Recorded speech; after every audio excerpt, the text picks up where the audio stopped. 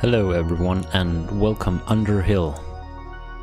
My name is Christian and today I would like to play some Dungeon of the Endless, as it says with big bold letters here. It's kind of a tower defense game combined with some roguelite elements. It's really good in my opinion.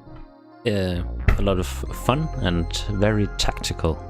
You have to make some hard decisions with your resources, which is very enjoyable. It's from Amplitude Studios and it came out in 2014. They've since made another game with Endless in the title as well, Endless Space I believe. It's a 4K space civilization builder. But this is the first release, and it's very polished and quite good. I'm gonna go into a new game, because I can't really remember what I did last, and I'll let the intro speak for itself.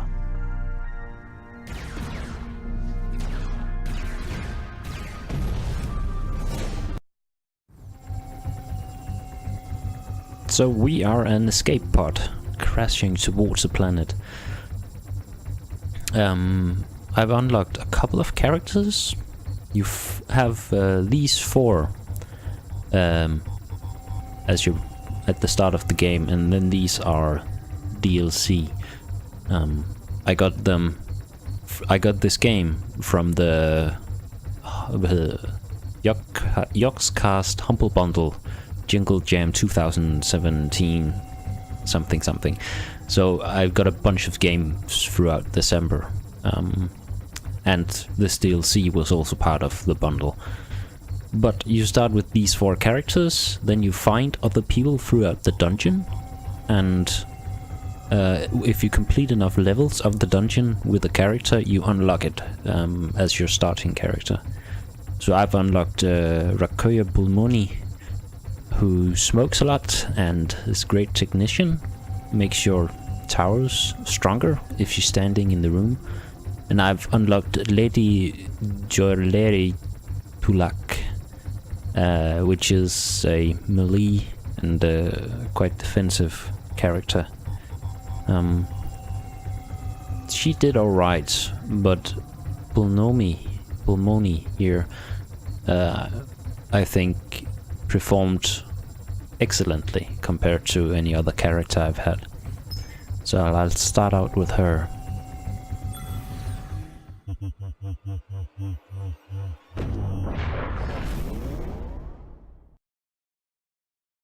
Whoop whoop whoop whoop whoop.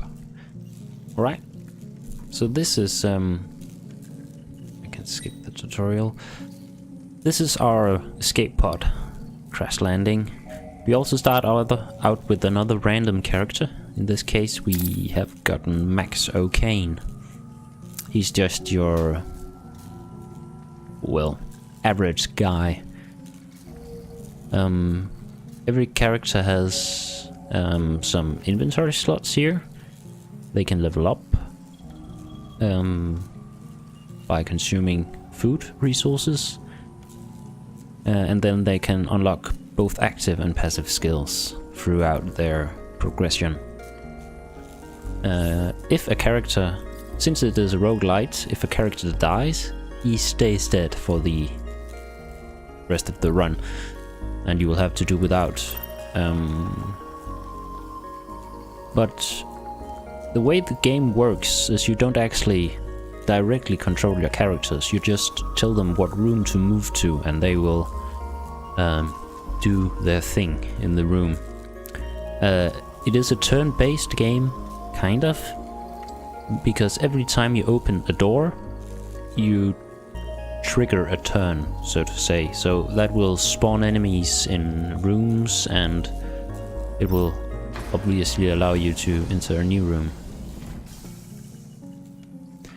So our first room did not have any treasure or any enemies, but it does have a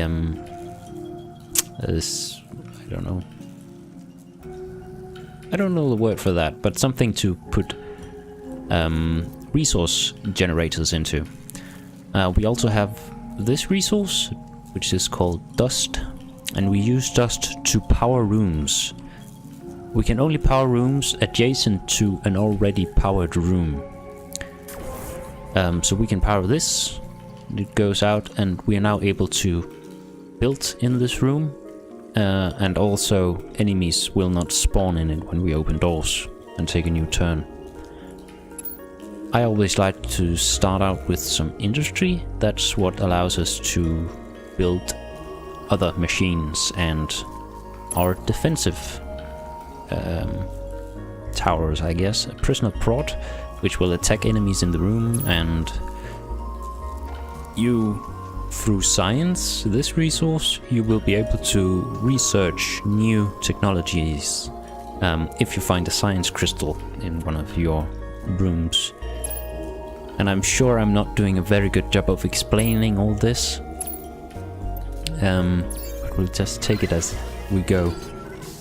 I now have an industry generator in this room, which means that every time I open a door, which is taking a turn, I will gain 8 industry now instead of the 4 base. Also, Pulmoni, when she levels up some more, she will actually be able to enhance the resources gained from these generators if she's standing in the room for more than 1 turn, which is also a very good skill. But we'll keep moving here. You gain dust by defeating enemies and opening rooms, by the way. And in the beginning, you know, you have enough dust to light most of your rooms, but later it becomes really challenging and you have to decide what rooms not to light, and that will sort of determine the direction your enemies are coming from. Then you need to plan out your defenses from the route, and the monsters will always, depending on their type, either attack the nearest hero or just move straight towards our crystal. Some monsters also focus down structures, I mean, in rooms. And now I'll get some food, and I can't build that because I do not have enough industry. Didn't notice that. And now I can also turn off light in rooms if I want to readjust my strategies.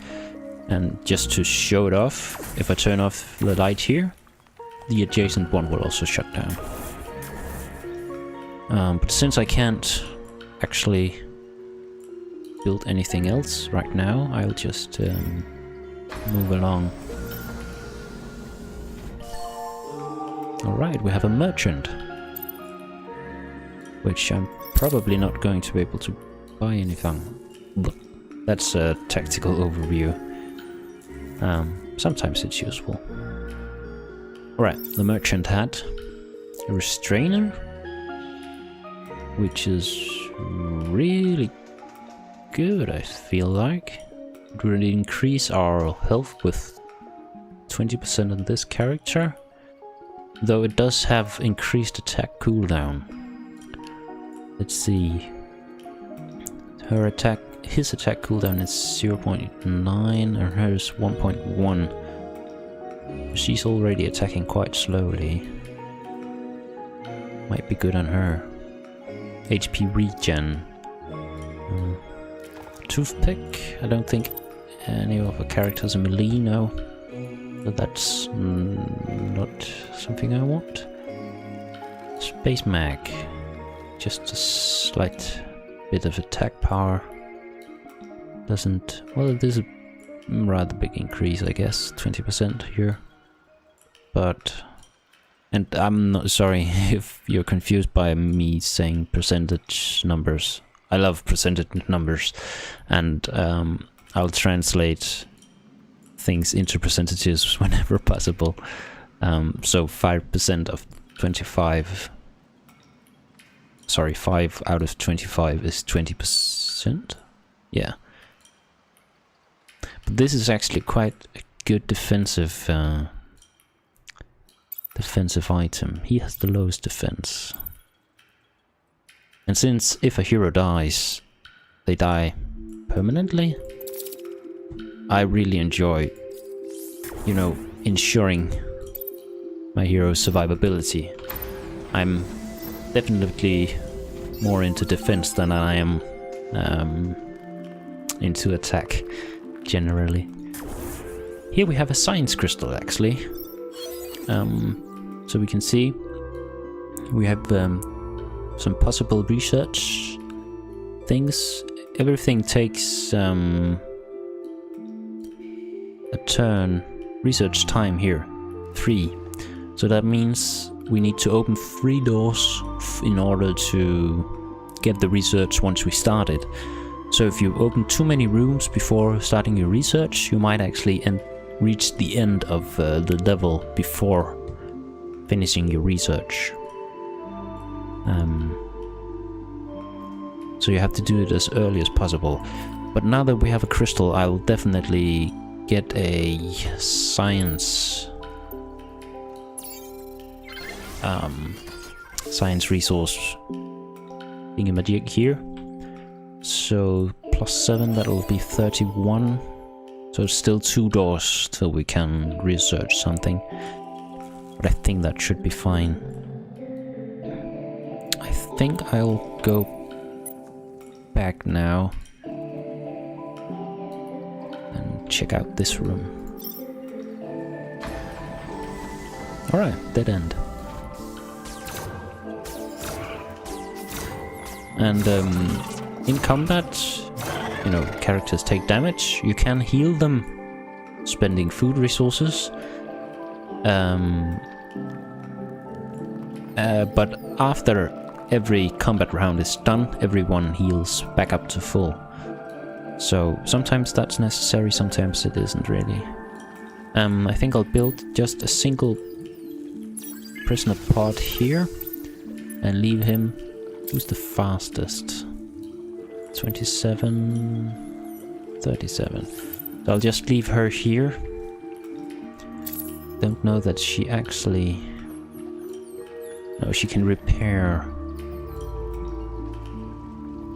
There's a lot of buffs that makes heroes stronger if they're fighting together. Just the game really incentivizes you to stick together. But I'm not too scared here in the beginning.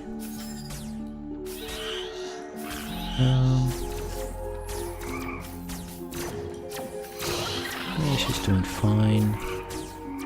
He's winning as well. Alright. Still don't have enough dust to light any extra rooms though. It's not ideal. Alright. As you can see, an enemy spawned in the dark room, and since I don't have light there, I wasn't able to actually see it. But our defenses are quite decent and the starting enemies aren't too difficult. Now this room is already lit, and every now and again you will get to a room that says this room is powered by a mysterious force. So I don't have to spend any dust to keep this room lit, and it can stay lit independent of my already established rune chain. But I think I'll light this room and then have her join up here, or maybe actually in here. Oh, and I need to remember to actually 2 doors left, and then the final room or portal to the next level usually count as a door as well, so I can actually get something researched. This is really good, just increasing your base generators. But let's see if there's something really good otherwise. Operates and adds 1 wit on major module. I'm not entirely sure what wit does, actually. The size of the bonus provided by your hero when manipulating or repairing a module. Alright. So wit is something that helps with resource generation. So he counts as having 1 wit and operates a module, which means it increases the output of it. So that's okay. That means I can spend my industry to increase everything, but I will have to build these quite early because I believe it's not too big a bonus when it's just mechanical pal 1. This module donates damages everyone. So it is quite powerful, but if I have a hero standing in the room at the same time, it'll just pretty much kill me instantly, I think.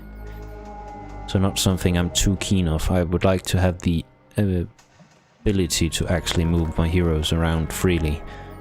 So this would block off some tactical options when fighting later on.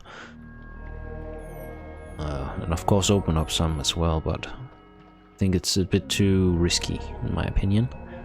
And then the pepper spray. Target monster attacks the other monsters during... The targeted monster attacks the other monsters during 6 seconds.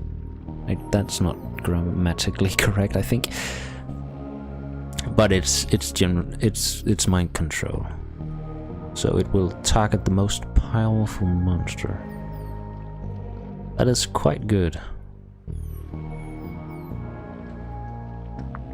Especially when you start getting big blobs of monsters. Let's see, it has a 5 attack cooldown.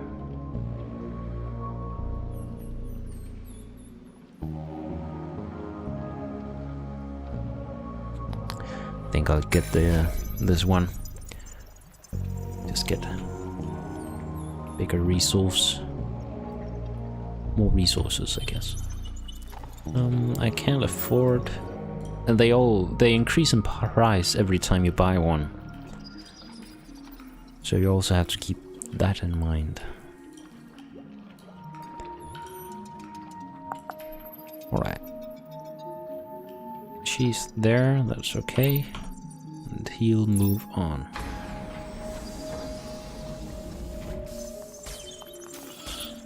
Alright, get down to her. Oh, nothing spawned in that room. There's a small chance of that happening, so that was nice. Yeah, everything is lit. So, still have a few doors. Now, my machines don't carry over when I progress to the next level, but all of my resources do, except dust. So if I spend 30 industry now on building one of these, I have to consider if that the potential increase in resources from this particular thing is worth the 30 industry that I would otherwise be able to use in the beginning of the next level. So I actually think, since this is the first level and those are usually quite small, I don't think there's too many rooms beyond here. So it would only be 2 turns of use out of these if I built one. So that would mean 6 food, maybe 6 or 9 food, which I don't think is worth 30 industry. So I'll save up my my money here and maybe spend a bit on defenses once I have to carry this crystal to the portal to the next level. We'll see what happens when I pick that up. It isn't too great, I can tell you that. Alright, light that up.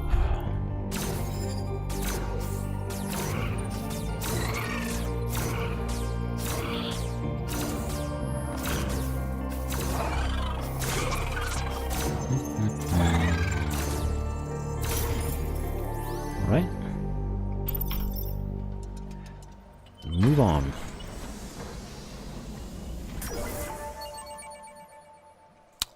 Nice. Maybe I should have considered that I was researching that. That using science and upgrading through science upgrades the already existing things you have. And since we've built something now, the research options have been shuffled a bit. Some things will stay, like there's a blaster still here, but actually everything else has changed.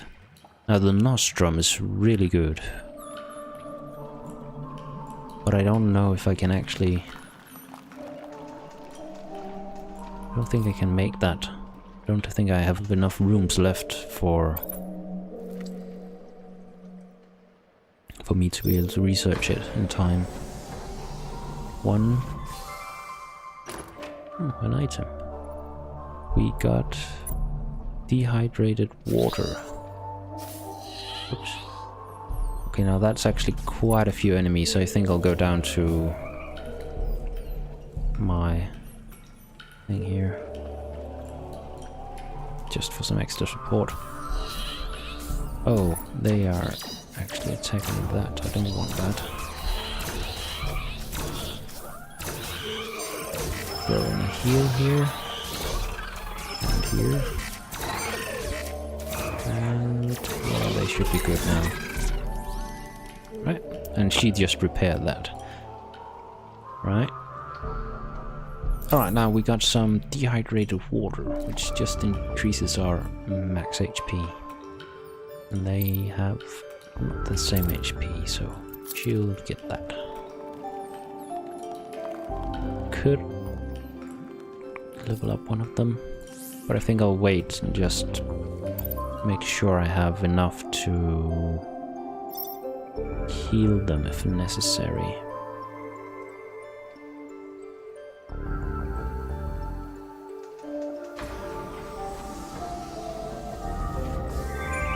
And here's our exit. Alright. That didn't spawn any enemies. That's good. Now this door is locked still. So that means anything that spawns here will have to go all the way through here.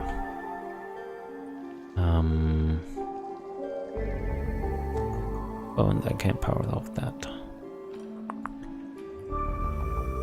Now, I have to pick up this crystal now and carry it slowly, I might add, all the way through here and all the way down to the exit.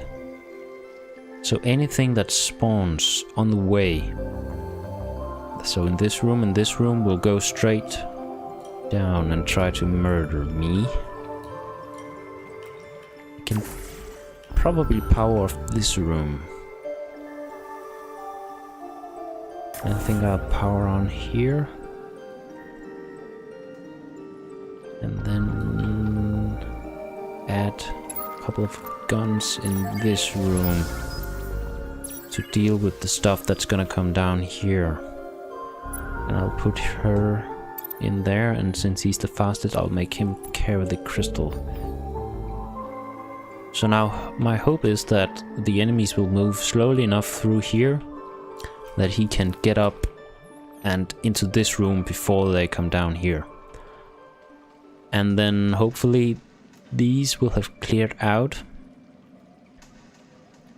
by the time we get there. Except the monsters do continually spawn while I carry the crystal. So it might have been better to actually build the guns in that room.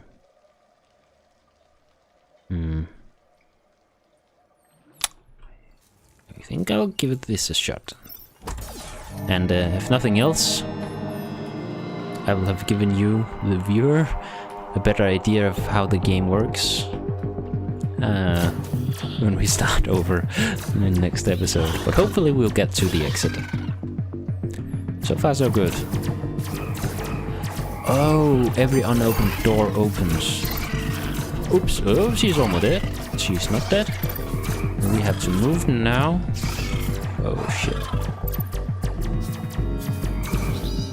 He's taking it out quite well. Oh, come on. I think we're gonna do it. Yes. Alright. that wasn't the smoothest level 1 I've ever done. But we made it through. And even with a nice bit of resources to start out on our next level. So I think I'll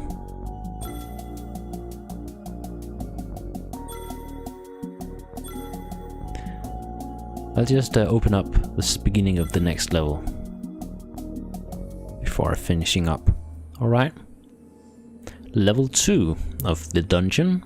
We have now 2 entrances to our crystal, which might mean we will have to defend from 2 sides for some of our exploration, but that'll have to wait. Hope you enjoyed this, and keep enjoying the games you like, and I'll see you next time.